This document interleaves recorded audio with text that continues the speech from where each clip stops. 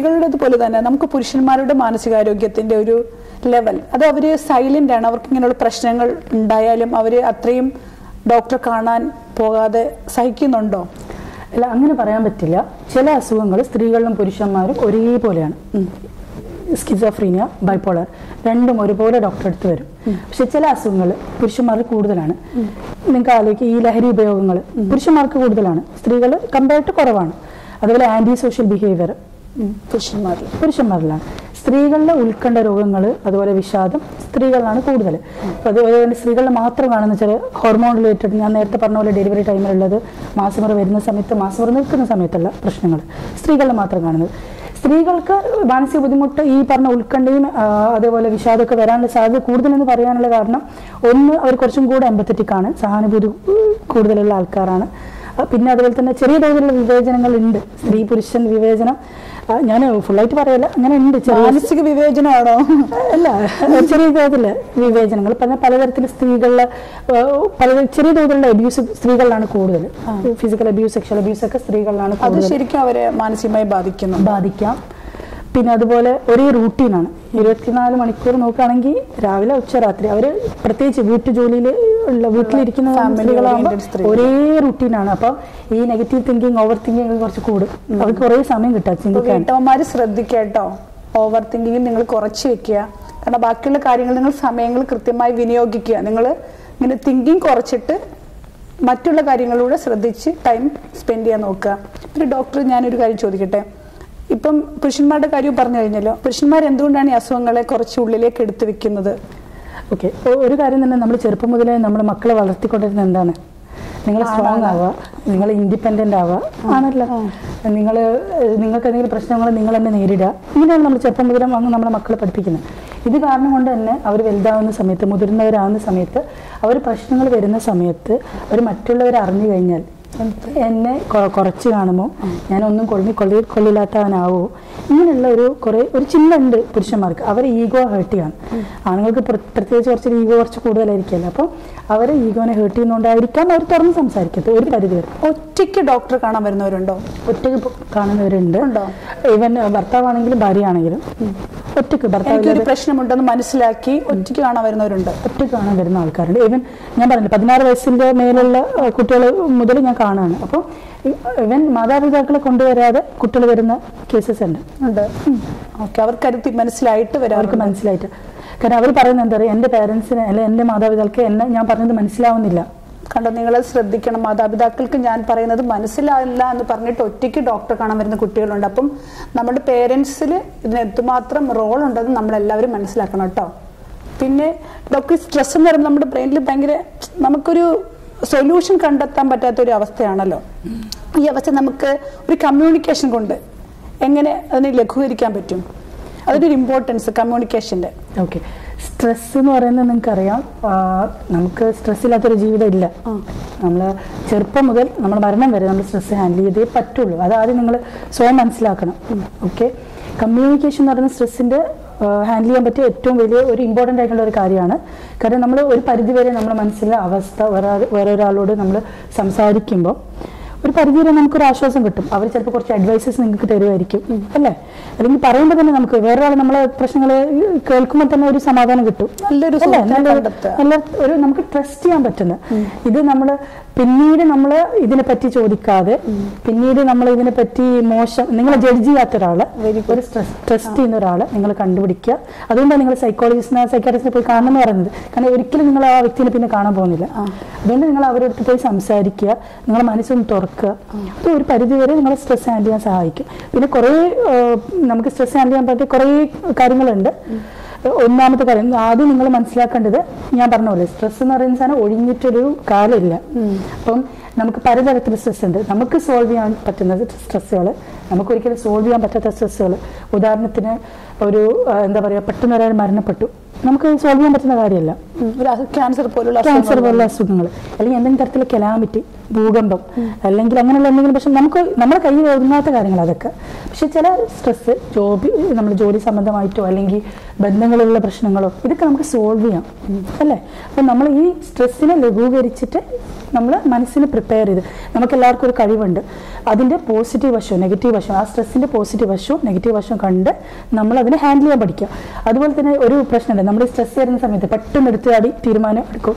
എൻ്റെ ഒപ്പിഡിൽ വരുന്ന രോഗികൾ എന്താ പറയുക, ഞാനിതാ പ്രത്യേകിച്ച് ഞാൻ കുവൈറ്റിലാണ് വർക്ക് ചെയ്യുന്നത്, പ്രവാസികളാകുമ്പോൾ ഒരു സപ്പോർട്ട് സിസ്റ്റം കുറവായിരിക്കും. ഞാനിതാ ജോലിയൊക്കെ ഉപേക്ഷിച്ച് ഞാനിതാ പോകുന്നു. അപ്പം ഞാൻ പറയും ഒരു 2 ആഴ്ച ഒരു 3 ആഴ്ച ഒരു സമയം എന്താ, എന്നിട്ട് നിങ്ങളൊരു തീരുമാനത്തിലെത്തും. നല്ലൊരു അല്ലെ, പെട്ടെന്ന് എടുത്ത് ചാടി നമ്മളൊരു എത്തരുതെന്ന് എൻ്റെ ഒരു അഭിപ്രായം. പിന്നെ സ്ട്രെസ് നമ്മൾ കഴിയുന്നത് ഇങ്ങനെ നെഗറ്റീവ് ന്യൂസസ് കേൾക്കുന്നതും കാണുന്നതും നിർത്താൻ പറയുന്നില്ല, കൺട്രോൾ ചെയ്യുക. നമ്മൾ അറിയാതെ തന്നെ ഈ നെഗറ്റീവ് പൊളിറ്റിക്കൽ ന്യൂസ് ആണെങ്കിലും അല്ലെങ്കിൽ ഇങ്ങനെ അസുഖങ്ങളെ പറ്റിയിട്ടുള്ള ന്യൂസ്, ഇതൊക്കെ നമ്മളെ ബ്രെയിനിൽ നമ്മൾ സ്റ്റോർ ചെയ്തുകൊണ്ടിരിക്കുക. ഭാവിയിൽ അത് എന്ത് ചെയ്യും, അത് തൻ്റെ കൂടി അത് പൊട്ടിത്തെറിക്കാന്ന് നമ്മൾ അറിയാതെ തന്നെ നമ്മൾ ഉൾക്കണ്ട വാഷ് ഔട്ട് ചെയ്യാനുള്ള ഒരു രീതി നമ്മൾ സ്വീകരിക്കണം. അതന്നെ, നമ്മൾ കണ്ടിന്യൂസ് ആയിട്ട് വാച്ച് ചെയ്യാതെ ഇങ്ങനെയുള്ള കാര്യങ്ങൾ നെഗറ്റീവ് ന്യൂസ് നമ്മൾ തലച്ചോറ് നടക്കാതിരിക്കാൻ കഴിയുന്നതും ശ്രമിക്കുക. പുറത്തൊക്കെ പോകാൻ പറയാറില്ല, പുറത്ത് പോവുക. അതുപോലെ എക്സസൈസ് നല്ലതാണ്, ഫിസിക്കൽ എക്സസൈസ് നല്ലൊരു കാര്യമാണ്. പ്രവാസികളിലും പ്രത്യേകിച്ച് എന്തെങ്കിലും കൂട്ടായ്മയിൽ കൂടാൻ ശ്രമിക്കുക, എന്തെങ്കിലും പുതിയ കാര്യങ്ങൾ ചെയ്യാൻ നോക്കുക. അതേപോലെ നിങ്ങളുടെ ഭക്ഷണം, ഉറക്കം, അതൊക്കെ ഭയങ്കര ഇമ്പോർട്ടൻ്റ് ആണ് സ്ട്രെസ് ഹാൻഡിൽ ചെയ്യുന്നത്. അപ്പം നിങ്ങൾക്ക് നിങ്ങളെ കഴിവ് ഉപയോഗിച്ച് നിങ്ങളെ സ്ട്രെസ് ഹാൻഡിൽ ചെയ്യാൻ നിങ്ങൾ ഒരു പരിധിവരെ നിങ്ങളെ സഹായിക്കും. ഈ പറഞ്ഞ പോലെ മെഡിറ്റേഷനൊക്കെ ചില ആൾക്കാർ ട്രൈ ചെയ്യും. നിങ്ങളിപ്പോൾ ഒരു മെഡിറ്റേഷൻ സെൻ്ററിൽ പോയിട്ട് ചെയ്യണമെന്നില്ല, നിങ്ങൾ യൂട്യൂബ് നോക്കുക, കുറേ റിലാക്സേഷൻ ടെക്നിക്സ് ഒക്കെ നിങ്ങൾക്ക് യൂട്യൂബ് ചാനൽസിൽ കാണാം. നിങ്ങൾ അറിയാതെ തന്നെ നിങ്ങൾ തന്നെ സ്വയം പറയുക, എന്നെക്കൊണ്ട് പറ്റും, ഞാനൊരു ഫെയിലിയർ അല്ല, ഒന്ന് പറഞ്ഞു നോക്കിയാൽ അറിയാതെ മാറ്റങ്ങൾ വന്നോളൂ. ആ ഒരു പോസിറ്റീവ് മൂഡ് നമ്മൾ ബ്രെയിനിൽ സ്റ്റോർ ചെയ്യും. അപ്പം ഒരു സൈക്കാട്രിസ്റ്റും ഒരു സൈക്കോളജിസ്റ്റും തമ്മിൽ ചേരുവാണെങ്കിൽ എങ്ങനെയായിരിക്കും? ഞാൻ എൻ്റെ രോഗികളുടെ അടുത്ത് ഞാൻ പറയും, ഈ പറഞ്ഞ ചില അസുഖങ്ങൾക്ക് ഡെഫിനറ്റ് ആയിട്ട് ട്രീറ്റ്മെന്റ്, എന്തായാലും ട്രീറ്റ്മെന്റ് മരുന്ന് എടുക്കേണ്ട കണ്ടീഷൻസ് ഉണ്ട്. പക്ഷേ ഈ ഉത്കണ്ഠ അതുപോലെ തന്നെ ആൻസൈറ്റി ഒക്കെ ഉള്ള ആൾക്കാർ ഞാൻ പറയാറുണ്ട്, നിങ്ങൾ മരുന്നിന്റെ കൂടെ ഒരു സൈക്കോളജിസ്റ്റ്. ഈ കുവൈത്തിൽ നമുക്ക് പെട്ടെന്ന് ഒരു സൈക്കോളജി സെന്റർ എന്ന് പറയുന്നത് പെട്ടെന്ന് നമുക്ക് കിട്ടാൻ ബുദ്ധിമുട്ടാണ്. അപ്പം ഞാൻ പറയും, നിങ്ങൾക്ക് കണ്ടുപിടിക്കുന്ന ഒരു സൈക്കോളജിസ്റ്റിനെ, അല്ലെങ്കിൽ നിങ്ങൾ ഓൺലൈൻ നിങ്ങൾ എന്തെങ്കിലും ഒന്ന് ട്രൈ ചെയ്യും, സൈഡ് ഹാൻഡ് ഇൻ ഹാൻഡ് രണ്ടും കൂടെ ഒരുമിച്ച് കൊണ്ടുപോവുക. പിന്നീട് മരുന്ന് നമ്മൾ കുറച്ച് കൊണ്ടുവരുമ്പോൾ ഈ സൈക്കോളജി ഹെൽപ്പ് ഒരു പരിധി വരെ അവരെ സഹായിക്കും. പിന്നെ രണ്ടാമത്, ഇപ്പൊ എന്നും ഒരു ദിവസം തന്നെ ഡോക്ടർ ഒപിയിൽ ഒരു മോർ ദാൻ 10 പേഷ്യൻസ് വരുന്നുണ്ടായിരിക്കില്ല, എല്ലാവരുടെയും പലതരം പ്രശ്നങ്ങൾ ഡോക്ടർ കേൾക്കുന്നുണ്ട്. ഡോക്ടർ എങ്ങനെയാണ് ഇമോഷണലി ഇവയൊക്കെ ഹാൻഡിൽ ചെയ്യുന്നത്? ഓക്കെ, പറയുകയാണെങ്കിൽ ഈവൻ മെന്റൽ ഹെൽത്ത് പ്രൊഫഷൻസിൽ മാത്രമല്ല, ഈ ഹെൽത്ത് റിലേറ്റഡ് പ്രൊഫഷണൽസ്, ഡോക്ടേഴ്സ്, പലതരത്തിലുള്ള ഡോക്ടേഴ്സ് ആവാം, നഴ്സസ് ആവാം, സൈക്കോളജിസ്റ്റ്, സൈക്യാട്രിസ്റ്റ്, ഏത് തരത്തിലുള്ള ഈ പ്രത്യേകിച്ച് അവരൊരു ബേൺ ഔട്ട് സ്റ്റേറ്റ് ആണ്. എന്ന് വെച്ചാൽ മറ്റുള്ള ആൾക്കാരെ ശുശ്രൂഷിച്ച് അല്ലെങ്കിൽ അവർക്ക് കെയർ കൊടുത്ത് അവരൊരു ബേൺ ഔട്ട് സ്റ്റേജിൽ, എന്ന് വെച്ചാൽ നമുക്കുണ്ടാവില്ലേ, നമ്മൾ മറ്റുള്ളവരെ സഹായിക്കുക, ഓടി നടന്ന് ജോലി ചെയ്യാൻ നമ്മൾ മാക്സിമം ഇൻവോൾവ് ആകും, നമ്മളെ ബുദ്ധിമുട്ട് മനസ്സിലാക്കാതെ നമ്മൾ കുറെ കാര്യങ്ങൾ ചെയ്യും. അപ്പം നമ്മൾ തുറന്നു പറയാൻ മടിക്കും ചിലപ്പം, കാരണം മറ്റുള്ളവരെന്ത് സഹപ്രവർത്തകർ എന്ത് വിചാരിക്കും, അല്ലെങ്കിൽ എൻ്റെ രോഗി അറിഞ്ഞാൽ എന്ത് വിചാരിക്കും ആണല്ലോ. കാരണം ലൈക്ക് ഞാൻ ഫിറ്റ് ഫോർ പ്രാക്ടീസ് അല്ലേന്ന് അവർ ചിന്തിക്കോ, അല്ലേ, അങ്ങനെ ചിന്തിക്കാതെ. അപ്പം ഇതൊക്കെ കാരണം കൊണ്ട് പുറത്ത് പറയില്ല. പക്ഷെ നമ്മൾ ഈ ഇടയ്ക്ക് കുറെ ഡോക്ടേഴ്സ് സൂസൈഡ് ചെയ്ത ന്യൂസിൽ കേട്ടിട്ടുണ്ട്, ഈ ഇടയ്ക്ക് കുറെ സൂസൈഡ്. അപ്പം ഇതെന്താണെന്ന് വെച്ചാൽ അവർ പറയാതിരിക്കും, എന്താ ലക്ഷണങ്ങൾ മൂർച്ഛിച്ച് അവർ സ്വയം എന്ത് ചെയ്യുക, അവരെ ലൈഫ് എന്താ പറയുക, സൂസൈഡ് ചെയ്യാൻ വീട്ടിലേക്ക്. അപ്പോൾ ഡോക്ടർക്ക് എൻ്റെ പ്രേക്ഷകരോട് എന്താണ് ഇതിനെക്കുറിച്ച് പറയാനുള്ളത്? നിങ്ങൾ എന്ത് ചെയ്യണം? ഒരു മാനസികാരോഗ്യ ഒരു ബുദ്ധിമുട്ടുകൾ ഉണ്ടായി കഴിഞ്ഞാൽ നിങ്ങൾ എന്തൊക്കെയാണ് ചെയ്യേണ്ടത്? പ്രിലിമിനറി ആയിട്ട് പറയുകയാണെങ്കിൽ, ഒന്ന് സ്ട്രെസ് ഹാൻഡിൽ ചെയ്യാൻ നിങ്ങൾക്ക് സ്വയം ഒരു കഴിവുണ്ട്, ആ കഴിവിനെ നിങ്ങൾ മനസ്സിലാക്കുക. മറ്റുള്ളവരോടത്ത് നിങ്ങൾ പ്രശ്നങ്ങൾ തുറന്ന് സംസാരിക്കുക, കമ്മ്യൂണിക്കേറ്റ് ചെയ്യുമ്പോൾ ശ്രദ്ധിക്കേണ്ടത് നിങ്ങളെ ജഡ്ജ് ചെയ്യാത്ത, നിങ്ങൾക്കത് പിന്നീട് പ്രശ്നമാവാതെ നല്ല സുഹൃത്തുക്കളുടെ അടുത്ത്, അത് ഫാമിലി ആവാം, നിങ്ങളെ പാരന്റ്സിന്റെ അടുത്താവാം. പക്ഷെ എല്ലാ കാര്യങ്ങളും തുറന്ന് പറയാൻ പറ്റില്ല. ഒരു വ്യക്തിയുടെ അടുത്ത് നമ്മൾ പ്രത്യേകിച്ച് മിഡിൽ ഏജ് ആയി കഴിഞ്ഞാൽ നമുക്ക് പേരന്റ്സ് അതിനേക്കാൾ ഓൾഡ് ആയല്ലോ, അവർക്ക് ബുദ്ധിമുട്ടുണ്ടാകും. നമ്മൾ എല്ലാ കാര്യവും അവരുടെ അടുത്ത് പറയില്ല. ഹസ്ബൻഡ്സിനടുത്ത് അവരുടെ അടുത്ത് പറയേണ്ട കുറച്ച് കാര്യങ്ങളുണ്ട്, അത് പറയാം. ഫ്രണ്ട്സിന്റെ അടുത്ത് പറയാൻ പറ്റിയ കുറച്ച് കാര്യങ്ങളുണ്ട്. അപ്പൊ എല്ലാവരുടെ നമ്മൾ ഒരു സോഷ്യൽ ഗ്രൂപ്പ്, ഒരു നമുക്ക് ട്രസ്റ്റ് ചെയ്യാൻ പറ്റുന്ന ഒരു ഗ്രൂപ്പ് അല്ലെങ്കിൽ ഒരു സപ്പോർട്ട് സിസ്റ്റം നമ്മൾ തന്നെ ഉണ്ടാക്കുക. പിന്നെ സ്ട്രെസ് എന്താ പറയാ, നമ്മളെ കൊണ്ട് പറ്റും എന്നുള്ള ആ ഒരു നമ്മളെ പറ്റിയ ഒരു ബോധ്യം, സ്വയം ഒരു സെൽഫ് കോൺഫിഡൻസ് എനിക്ക് പറ്റും ഒരു ചിന്ത ഉണ്ടാക്കിയെടുക്കാം. ഓക്കെ, ഇതൊക്കെയാണ് സ്ട്രെസ് ഹാൻഡിൽ ചെയ്യാൻ ഞാൻ പറയാൻ ഉദ്ദേശിക്കുന്നത്. പിന്നെ നമ്മൾ എന്താ പറയുക, എൻ്റെ ആസ് എ സൈക്യാട്രിസ്റ്റ്, ഞാനൊരു സൈക്യാട്രിസ്റ്റ് ആവുന്ന രീതിയിൽ ഞാൻ പറയേണ്ടത്, നിങ്ങളൊരു ചിലപ്പം ഒരാൾ തുറന്ന് സംസാരിക്കണം എന്നില്ല. നിങ്ങൾക്കിപ്പോൾ ഒരു പ്രശ്നം ഉണ്ടെങ്കിൽ നിങ്ങൾ എന്താ പറയാ, എനിക്ക് ചിലപ്പോൾ നിങ്ങളെ ബുദ്ധിമുട്ട് ചിലപ്പോൾ കാണുമ്പോൾ മനസ്സിലാവും. പക്ഷെ തുറന്ന് നിങ്ങളോട് ചോദിക്കും, നിങ്ങൾക്ക് എന്തെങ്കിലും ബുദ്ധിമുട്ടുണ്ടോ എന്ന് ചോദിക്കാനൊരു മടിയുണ്ടാവും. നിങ്ങളെന്ത് വിചാരിക്കും, എൻ്റെ അടുത്ത് ദേഷ്യപ്പെടുമെന്ന് ചോദിച്ചിട്ട് ഞാൻ നിങ്ങളത് ചോദിക്കില്ല. പക്ഷെ അങ്ങനെയല്ല, നിങ്ങൾക്ക് അറിയുന്ന നിങ്ങളെ കൂട്ടത്തിൽ ആരെങ്കിലും ഇങ്ങനെ വിഷമിക്കുന്നുണ്ടെങ്കിൽ നിങ്ങൾ അവരുടെ അടുത്ത് പോയി ചോദിക്കുക, എന്തെങ്കിലും ബുദ്ധിമുട്ടുണ്ടോ. അത് ചിലപ്പോൾ നിങ്ങൾ ആ ഒരു പരിധിവരെ അവരെ സഹായിക്കും. ശരി, ഓക്കെ. അവർ നിങ്ങളടുത്ത് സംസാരിക്കുന്നില്ലെങ്കിൽ അവരുടെ അടുത്ത് പറയാം, ഓക്കെ നിങ്ങൾ ഒരു സൈക്കോളജിസ്റ്റിൻ്റെ അടുത്ത് പോയി കാണും, നിങ്ങളുടെ സ്വഭാവത്തിൽ ചെറിയ മാറ്റങ്ങൾ ഞാൻ കാണുന്നുണ്ട്. ചിലപ്പം അവരെ സ്വയം അത് മനസ്സിലാക്കണമെന്നില്ല, ചിലപ്പോൾ മനസ്സിലാക്കിയിട്ട് അവരെ ചിലപ്പം മിണ്ടാതിരിക്കുന്നതായിരിക്കും. അപ്പം കഴിയുന്നതും ഇത് നിങ്ങളൊന്ന് ശ്രദ്ധിക്കുക. സാധാരണഗതിയിൽ ഒരാൾക്കൊരു മാനസിക പ്രശ്നം ഉണ്ടായിട്ടുണ്ടെങ്കിൽ എനിക്കൊരു ബുദ്ധിമുട്ടുണ്ടെന്ന് അയാൾക്ക് ഉള്ളിൽ അറിയായിരിക്കും, പക്ഷെ അയാൾക്ക് പറയാനൊരു ബുദ്ധിമുട്ടുണ്ടാവും. അല്ലെങ്കിൽ ചിലപ്പം ഡോക്ടർ നേരത്തെ പറഞ്ഞാൽ വേറെ ആൾക്ക്, അദ്ദേഹത്തെ അടുത്തറിയുന്ന ഒരാൾക്കൊരു ഒരു സംശയം, ഒരു പ്രശ്നം ഉണ്ടായിരിക്കും തോന്നാം. പക്ഷെ നിങ്ങൾ സൈക്കാട്രിസ്റ്റിനെയോ സൈക്കോളജിസ്റ്റിനെയോ കാണാൻ പോകണമെന്ന് പറയുമ്പം എനിക്കെന്താണ് നമ്മൾ പറയുന്ന ഒരു വേർഡ് ഉണ്ടല്ലോ, അതാണോ എന്ന് ചോദിക്കുന്ന ഒരു അവസ്ഥയുണ്ടല്ലോ. അതിൽ നിന്നും നമുക്ക് എങ്ങനെ മോചനം നേടാൻ കഴിയും? അല്ലെങ്കിൽ അവർക്ക് എങ്ങനെയാണ് ഇതല്ല റിയലി ഇങ്ങനെയല്ല, നമുക്കിപ്പം നോർമൽ ഒരു പനിക്കൊരു ഡോക്ടർ കാണുന്നത് പോലെ അല്ലെങ്കിൽ മറ്റു പല അസുഖങ്ങൾക്ക് ഡോക്ടർ കാണുന്നത് പോലെ എങ്ങനെ നമുക്ക് സൈക്കാട്രിസ്റ്റിനെ സമീപിക്കാം എന്നൊന്ന് പറയാമോ? ഓക്കെ. ഒന്ന് ഈ പറഞ്ഞതുപോലെ പലതരത്തിൽ തെറ്റിദ്ധാരണകൾ. തെറ്റിദ്ധാരണ എന്ന് പറയുമ്പോൾ മാനസിക പ്രശ്നം ഒരു തോന്നലാന്നുള്ളൊരു ചിന്ത, അതൊരു പ്രശ്നമായിട്ട് കരുതാത്തൊരവസ്ഥ അല്ലേ. അതേപോലെ തന്നെ ശരീരത്തിന്റെ ഭാഗമാണ് മനസ്സെന്നുള്ളത് നിങ്ങൾ ആദ്യം മനസ്സിലാക്കും. തലച്ചോറ് ശരീരത്തിന്റെ ഭാഗമാണ്. അപ്പം ഏതൊരു അസുഖം, ഏതൊരു ശാരീരിക ബുദ്ധിമുട്ടിന് ട്രീറ്റ്മെന്റ് ഉണ്ടോ അതുപോലെ തന്നെ മാനസിക ബുദ്ധിമുട്ടുകൾക്കും ട്രീറ്റ്മെന്റ് ഉണ്ട്.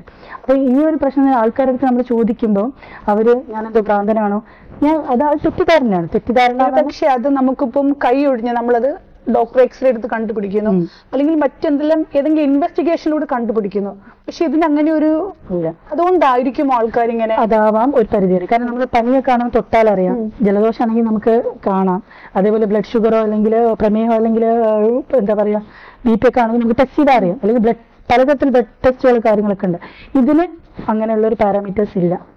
നമ്മൾ ഈ പറഞ്ഞ മാനസിക അനാരോഗ്യത്തിന്റെ ഞാൻ പറഞ്ഞില്ലേ 3 കാര്യങ്ങൾ, ഈ ലക്ഷണങ്ങൾ കാണുവാണെങ്കിൽ ചെയ്യുന്ന കാര്യങ്ങൾ ചെയ്യാതിരിക്കുക, റൂട്ടീൻ അവര് ചെയ്യേണ്ട കാര്യങ്ങൾ ചെയ്യാതിരിക്കുക, ഇമോഷണലി മാനസികമായിട്ട് വല്ലാത്തൊരു ബുദ്ധിമുട്ട്, അതേപോലെ ഉൾവലിയ, ഇങ്ങനെയുള്ള ലക്ഷണങ്ങൾ കാണുമ്പോൾ മനസ്സിന്റെ അനാരോഗ്യത്തിന്റെ ലക്ഷണമാണ്. പക്ഷെ നമ്മളിപ്പം ഒരു വളരെ നമ്മൾ ഏറ്റവും അതിന്റെ ഉച്ചസ്ഥായി അവസ്ഥയിലെ ഭ്രാന്ത് അങ്ങനെയൊന്നും കരുതാതെ തന്നെ നമ്മുടെ മനസ്സിൽ ചെറിയൊരു ബുദ്ധിമുട്ടുണ്ട് എന്ന് മനസ്സിലാക്കിക്കൊണ്ട് ഒരു ഡോക്ടറുടെയോ ഒരു സൈക്കോളജിസ്റ്റിന്റെയോ അഭിപ്രായം നേടുന്നത് അതുകൊണ്ട് യാതൊരു ബുദ്ധിമുട്ടും യാതൊരു തെറ്റുമില്ല. പിന്നെ ഒരു കാര്യം തന്നെ, എത്ര നേരത്തെ നമ്മൾ ട്രീറ്റ്മെന്റ് എടുക്കുന്നോ അത് പിന്നീട് വരാനുള്ള സാധ്യത കുറയ്ക്കും, നമ്മൾ കൺട്രോൾ വരും. അത് എത്രത്തോളം അത് വൈകുന്നു ആ ബുദ്ധിമുട്ട് കൂടിക്കൂടി പിന്നെ അത് നമ്മൾ കറക്റ്റ് ചെയ്യാതെ വരുന്നൊരവസ്ഥയിലേക്ക് പോകും. അതുകൊണ്ട് ഞാൻ പറയുന്നത് നിങ്ങളെ ശരീരത്തിന്റെ ഭാഗമാണ് മനസ്സ്, അതിന് വേറിട്ട് കാണേണ്ട കാര്യമില്ല, ഒരാവശ്യമില്ല. ചെറുതാണെങ്കിൽ ചെറിയ രീതിയിലായാൽ പോലും നിങ്ങൾ അടുത്തുള്ള ഒരു ഡോക്ടറെ കാണുന്നത് കൊണ്ടോ ഒരു ഉപദേശം തരുന്നോണ്ടോ ഒരു തെറ്റുമില്ല.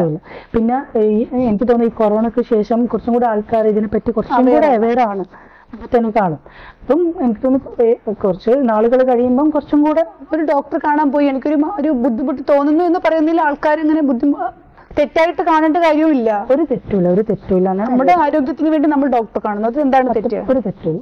നിങ്ങൾക്കിപ്പോ സൈക്കാട്രിസ്റ്റ് കാണാൻ ബുദ്ധിമുട്ടാണ്, നിങ്ങൾ സൈക്കോളജിസ്റ്റ് കാണാൻ പൊതുവെ അധികം മടിയില്ല. സൈക്കാട്രിസ്റ്റ് കാണാൻ കുറച്ച് ബുദ്ധിമുട്ട്, നിങ്ങൾ സൈക്കോളജിസ്റ്റിനെ പോയി കാണും.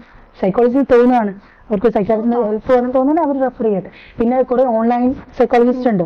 നിങ്ങൾക്ക് എന്താ പറയാ പുറത്ത് പോയി കാണാനുള്ള ബുദ്ധിമുട്ടാണെങ്കിൽ നിങ്ങൾ ഓൺലൈൻ സൈക്കോളജി വീട്ടിൽ നിന്നുകൊണ്ട് നിങ്ങൾക്ക്, പക്ഷെ എന്തായാലും അതിനൊരു ട്രീറ്റ്മെന്റ് നിങ്ങൾ എടുക്കേണ്ടത് അത്യാവശ്യമാണ്. നിങ്ങൾക്ക് ഇതുപോലെ ഒരു വ്യക്തിയെ പോയി കണ്ട് ഇനി ആൾക്കാർ എപ്പോഴും വിചാരമാണ് ഞങ്ങൾക്ക് മറ്റുള്ളവർ എന്ത് കരുതും, ആ ഒരു കരുതൽ നമ്മൾ തീർച്ചയായിട്ടും മാറ്റിവെച്ചുകൊണ്ട് നിങ്ങൾക്കൊരു ബുദ്ധിമുട്ടുണ്ടായാലും ഏത് രീതിയിലായാലും ഈവൻ ഓൺലൈൻ കൺസൾട്ടേഷൻ ആയാലും അങ്ങനെ അതല്ല ഒരു സൈക്കോളജിസ്റ്റിന്റെ അടുത്ത് ആദ്യം കണ്ടിട്ട് അവരോട് അഭിപ്രായം ചോദിച്ചിട്ട് സൈക്കാട്രിസ്റ്റ് കാണുന്നുണ്ടെങ്കിൽ അതും അല്ലേ വളരെ നല്ലൊരു തീരുമാനമായിരിക്കും.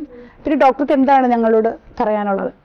ഈ പറഞ്ഞ കാര്യങ്ങളൊക്കെ ചുരുക്കി പറയുകയാണെങ്കിൽ മാനസികാരോഗ്യം എന്ന് പറയുന്നത് ആരോഗ്യം പോലെ തന്നെ ഇമ്പോർട്ടൻ്റ് ആണ്.